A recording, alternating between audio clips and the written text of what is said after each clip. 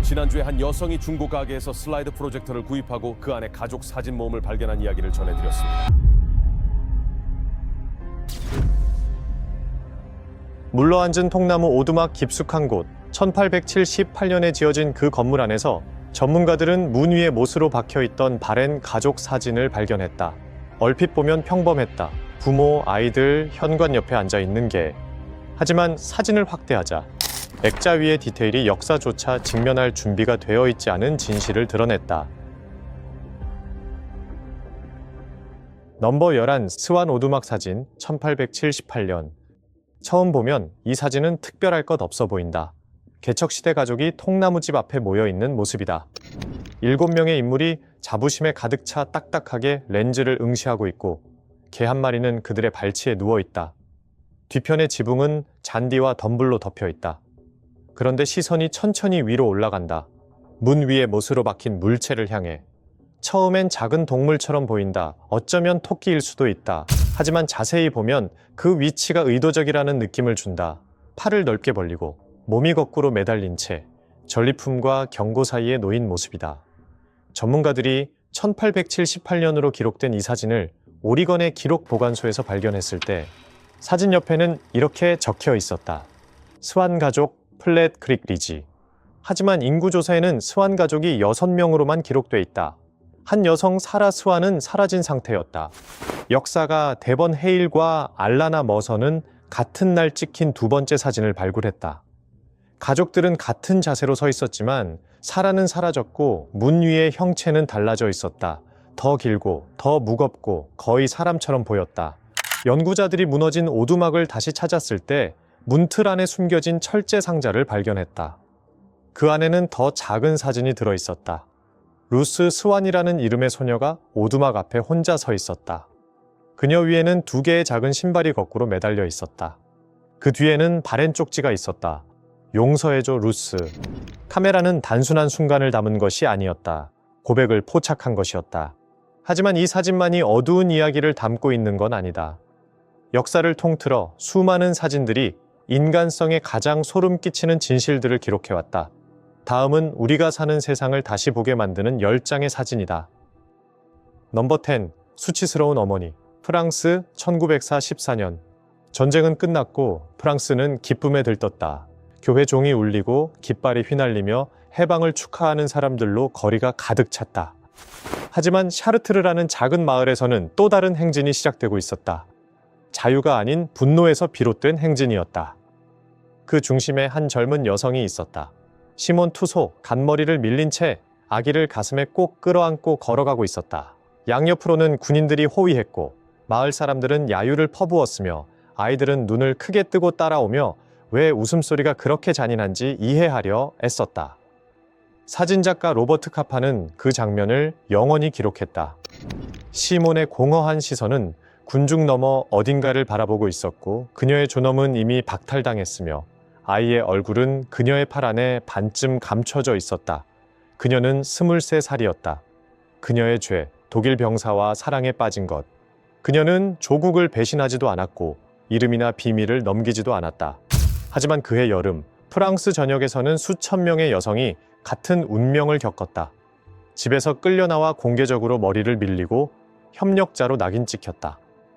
실제로 그들 중 많은 이는 사랑이 죄가 되어버린 시대에 단지 사랑을 했던 것뿐이었다. 시몬은 그날에 대해 다시는 말하지 않았고 딸을 조용히 키웠다. 그녀는 젊은 나이에 세상을 떠났고 그녀가 배신하지 않았던 조국으로부터도 잊혀졌다. 수십 년 후 카파의 사진이 다시 세상에 등장했고 프랑스는 또 다른 전쟁 범죄와 마주하게 되었다.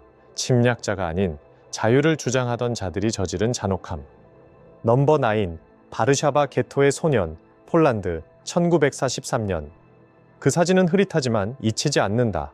폐허가 된 거리의 어둠 속에서 한 작은 소년이 앞으로 걸어 나온다.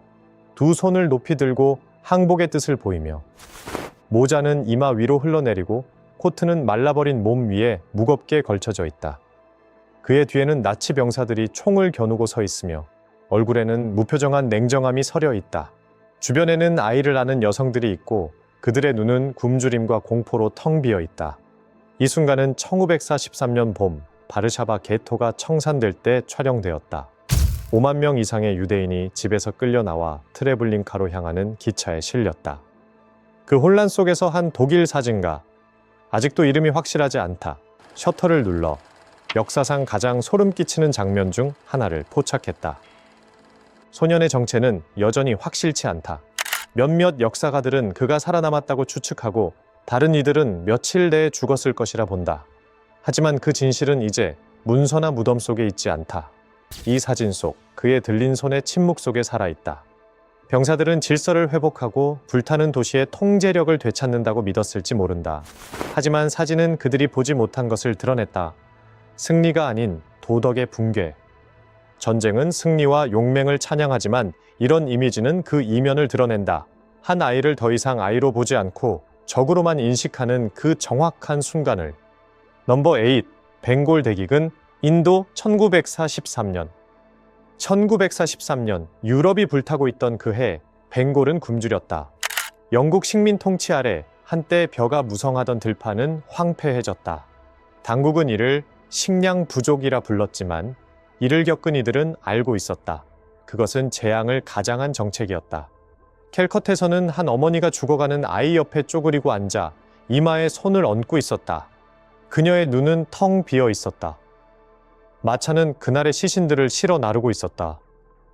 사진가 순일자나는 그 순간을 포착했다. 도움을 바라는 절규가 아닌 완전한 외면의 초상. 마을들에서는 사람들이 유령처럼 빈 오두막 사이에 서 있었다. 곡물은 해외의 병사들을 먹이기 위해 수출되었고 벵골의 창고는 넘쳐났다. 당시의 편지들에서는 굶주리는 사람들을 전쟁의 불가피한 손실로 치부했다. 300만 명 이상이 죽었다. 가뭄이 아니라 멀리 떨어진 이들의 결정으로. 땅이 사람들을 배신한 것이 아니었다. 통치자들이 그들을 배신한 것이었다. 그 기근은 자연의 소행이 아니었다. 인간이 만든 침묵이었다. 장부가 아니라 아직도 살아있는 자들을 향해 고발하는 사진 속에 기록된 범죄였다. 넘버 7. 이주 노동자 어머니, 미국 1936년. 그 텐트는 천조각과 먼지뿐이었다. 그 안에서 한 여성이 아이들을 꼭 껴안고 앉아 있었고 아이들의 얼굴은 세상을 피하듯 카메라에서 돌아서 있었다. 그녀의 이름은 플로렌스 오원스 톰프슨, 7아이의 어머니로 대공황 시기 캘리포니아의 완두콩 수확 캠프에 발이 묶여 있었다. 사진작가 도로시아 랭은 그녀를 보고 차를 멈췄다. 플로렌스는 손을 뺨에 얹은 채 두려움과 결심 사이 어딘가를 응시하고 있었다. 그녀를 찍은 그 사진은 미국 역사상 가장 유명한 이미지 중 하나가 되었고 배고픔과 인내, 조용한 절망을 상징하는 초상이 되었다. 플로렌스는 음식을 사기 위해 자동차 바퀴를 팔았다. 아이들은 낡은 천 위에서 잠을 잤다. 하지만 그녀의 시선은 동정을 거부했고 인정을 요구했다. 랭은 사진을 워싱턴에 보냈고 며칠 안에 구호가 캠프에 도착했지만 정작 그녀에게는 아무런 도움도 가지 않았다. 그녀의 눈가 주름 하나하나에는 생존의 대가가 새겨져 있었다. 비극도 승리도 아닌 단지 앞으로 나아가려는 힘만이 남아 있었다. 넘버 6. 불타는 승려 4.20 1963년. 그날 아침 4.20은 평소와 다름없었다. 차량 소음, 상인들의 외침, 여름 더위 아래 초조한 도시. 한 번화한 교차로에 파란색 오스틴 자동차가 멈췄다. 그 차에서 한 불교 승려 틱광득이 내렸다. 그는 도로 위에 작은 방석을 놓고 가사를 가지런히 개어 옆에 두고 다리를 꼬고 앉았다. 사람들이 모여들었다. 그리고 성냥이 켜졌다. 불꽃이 하늘로 치솟았고 그의 몸을 감쌌다. 목격자들은 그가 한 번도 움직이지 않았고 소리도 내지 않았다고 전했다. 기자들은 얼어붙었고 어떤 이는 떨었고 어떤 이는 울었다. 불길이 그의 평정을 삼키는 동안. 사진가 말콤 브라운은 셔터를 눌렀고 그 장면은 전 세계에 울려 퍼졌다. 그의 행위는 자살이 아니라 항의였다. 남베트남 정부의 불교 탄압에 대한 절규였다. 하지만 그 울림은 정치 너머까지 도달했다. 불길이 사라진 뒤 그의 심장은 타지 않은 채 남아 있었고 연민의 상징으로 성물로 보존되었다. 틱광득은 파괴하기 위해서가 아니라 세상을 깨우기 위해 불탔다. 그리고 그 침묵 속에서 세상은 양심을 발견했다. 넘버 5. 4.20 처형, 베트남 1968. 승려의 분신이 전 세계를 충격에 빠뜨린 지 5년 후 또 다른 사이공의 순간이 역사에 깊이 새겨졌다. 구정 공세 동안 보도사진가 에디 애덤스는 남베트남 순찰대를 따라 잔해와 시신이 흩어진 거리를 걸었다. 군인들은 한 죄수를 끌고 나왔다. 남베트남 장교의 가족을 살해한 혐의를 받은 베트콩 전투원 응구엔 반램이었다. 장군 응구엔 은곡 로안이 등장했다. 그는 권총을 꺼내 들었다. 애덤스는 카메라를 들었다. 한 발의 총성. 남자의 머리가 뒤로 젖혀졌고 장군의 얼굴은 미동도 없었다. 그 찰나의 순간 애덤스는 베트남 전쟁의 가장 섬뜩한 이미지를 포착했다. 그 사진은 전 세계 신문의 일면에 실리며 전쟁을 전략이나 정치가 아닌 벌거벗은 도덕의 문제로 다시 정의했다. 수년 후 애덤스는 이렇게 회상했다. 장군은 베트콩을 죽였고 나는 내 카메라로 장군을 죽였다. 로아는 괴물이 아니었고 램은 결백하지도 않았다. 하지만 사진은 훨씬 단순한 이야기를 전했다. 전쟁이 인간에게서 판단을 앗아가고 오직 생존과 침묵만 남기는 순간을 보여준 것이다. 전쟁은 단지 생명을 앗아가는 것에 그치지 않는다. 옳고 그름의 경계마저 지워버린다. 넘버 4. 버밍햄 어린이 행진. 미국 1963. 1963년 5월 엘라베마 주 버밍햄의 거리에는 아이들의 목소리가 울려 퍼졌다. 그들은 줄을 지어 걸으며 손으로 직접 그린 표지판을 들고 긴장된 미소 속에서도 자유의 노래를 불렀다. 대부분은 겨우 10대 초반이었다. 교실을 떠나 오직 용기 하나로 인종차별에 맞선 학생들이었다. 경찰서장 불코너는 그들의 체포를 명령했다. 하지만 감옥이 가득 차자 그는 소방호스와 경찰견을 풀었다. 사진가 찰스 무어는 그 혼돈의 순간을 포착했다. 벽처럼 내리치는 물줄기에 맞은 아이들, 벽돌에 내던져진 소년, 경찰견에게 끌려가는 또 다른 아이. 그들은 맞서 싸우지 않았다. 젖은 채 떨면서도 자유를 말하면서 두려움을 실천한 나라와 마주 섰다. 그들의 저항은 존 F 케네디 대통령으로 하여금 미국의 양심과 마주하게 만들었고 1964년 민권법 제정으로 이어졌다. 무어의 사진이 신문에 실렸을 때 세상은 그들을 반한가로 보지 않았다. 존엄을 요구하는 아이들로 보았다. 그날의 순수함은 자비를 구하지 않았다. 정의를 요구했다.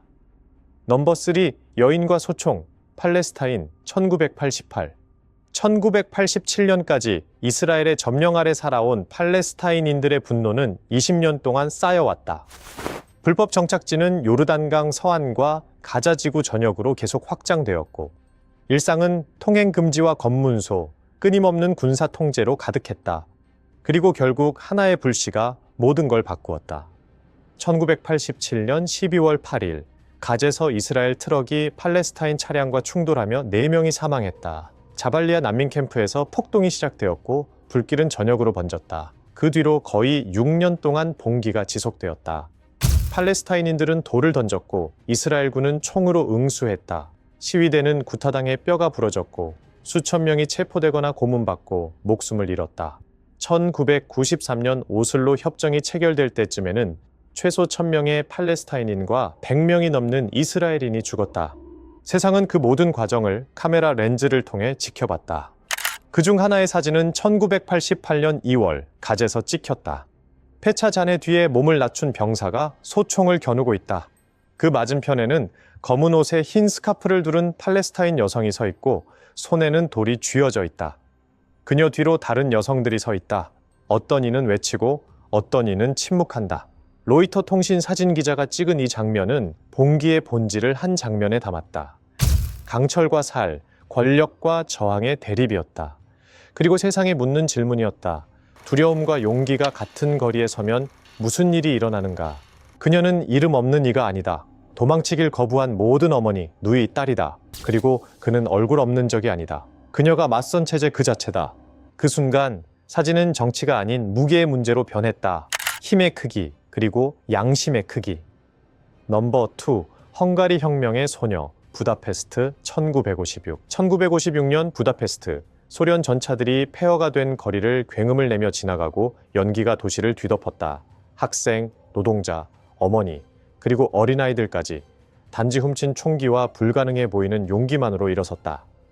그들 중에는 15세의 간호사 에리카 셀레스가 있었다. 부상자들을 치료하러 왔던 그녀는 어느새 총을 손에 쥐고 있었다. 그녀는 총을 한 번도 쏴본 적이 없었다. 덴마크 사진가 바그 한센은 전투 사이의 짧은 순간을 포착했다. 베레모를 비스듬히 쓴 채 소총을 들고 얼굴에는 희미한 미소를 띠고 있었다. 그녀는 병사라기보다 마치 반항심 가득한 여학생처럼 보였고 자신이 방금 불멸의 존재가 되었음을 몰랐다. 이틀 후 에리카는 봉기를 진압하던 소련군의 반격 중 사망했다. 그녀의 시신은 이름도 표시도 없는 집단 매장지 속으로 사라졌다. 하지만 그녀의 사진은 살아남았다. 유럽 전역에 실렸고 교실에서 속삭이며 전해졌고 사람들의 기억 속에 남았다. 그 한 장의 사진 속에서 세상은 군대를 본 것이 아니었다. 자유를 위해 죽을 가치가 있다고 믿은 한 소녀의 저항을 본 것이다. 넘버 1.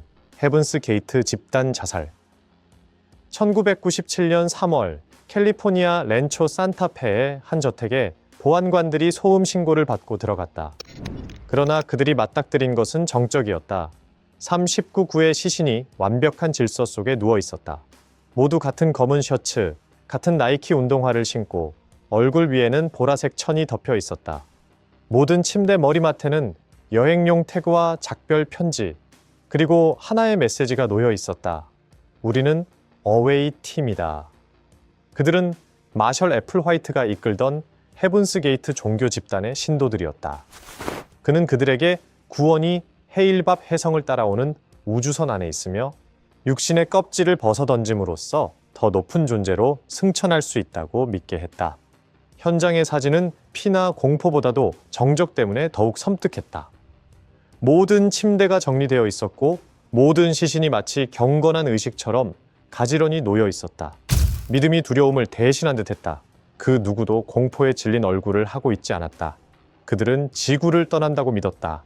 그러나 카메라가 담은 것은 초월이 아니었다. 항복이었다. 믿음이 이성을 넘어선 그 고요한 끝자락의 헌신. 각 사진은 고통의 증거로 시작되었지만 함께 모여 하나의 거울이 되었다. 단순한 역사가 아니라 우리 자신을 비추는 가장 소름 끼치는 이미지는 전쟁이나 기근, 상실의 장면이 아니다. 우리가 인간으로서의 의미를 얼마나 쉽게 잊는지를 증명하는 순간들이다.